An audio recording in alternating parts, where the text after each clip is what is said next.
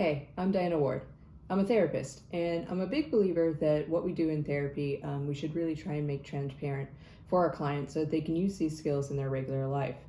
I want to start today's video by talking about CBT, cognitive behavioral therapy. Research shows that it's one of the most effective forms of therapy. It can also be defined in pretty simple terms, so it's a good one to start with if you're looking to make change in your life. So basic premise of CBT is this.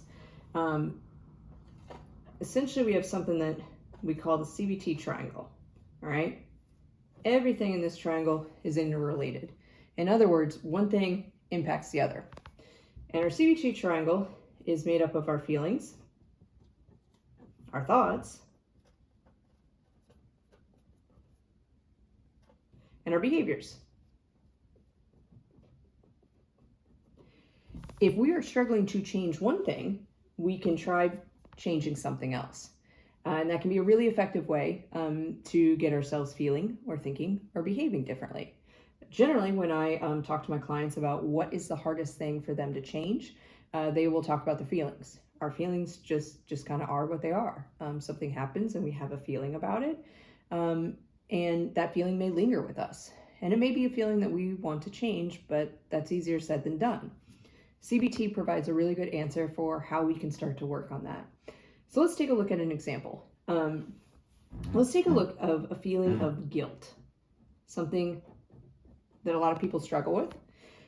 And there's often a lot of thoughts that come with guilt. Let's try this thought for this particular example. I'm a bad person. Now, this thought feeds into this feeling of guilt. And the more we think about this thought, the more the guilt stays with us. So the first thing that we could do to try and change that feeling is we could challenge this thought. Easier said than done, of course, but let's take a stab at that. Instead of just going with the exact opposite, I'm a good person, which you, if you're struggling with guilt, probably don't actually honestly believe. And if you don't honestly believe it, it's not a great challenge. So let's go with something different. Let's go with something that you might be able to get behind. Let's try, I've done some bad things and, love that word and, a lot of hope in that word and I can do better moving forward.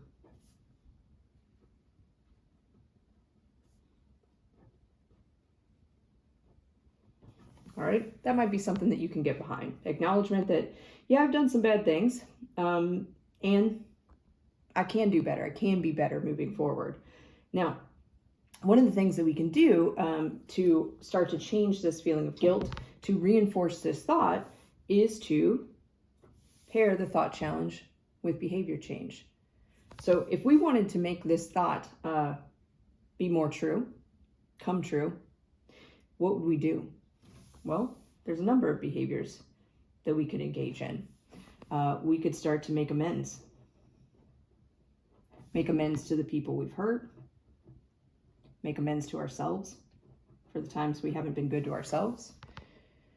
We could start to ID or identify our values, our true values, and live them out. If we're living out our true values, we probably have less to feel guilty about.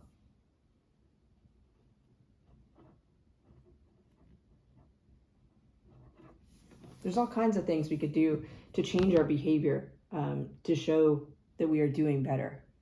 For every person, it's going to be individual, because what better means is to that individual. What the point is, with CBT, what we want to do is we want to challenge our thought, and then we want to pair it with a behavior change that helps that thought to basically come to fruition, to come true. If we do that long enough, what will inevitably happen is that we will start to feel different because we are doing something different and we are thinking different. If we think different and we behave different, it will eventually change the feeling.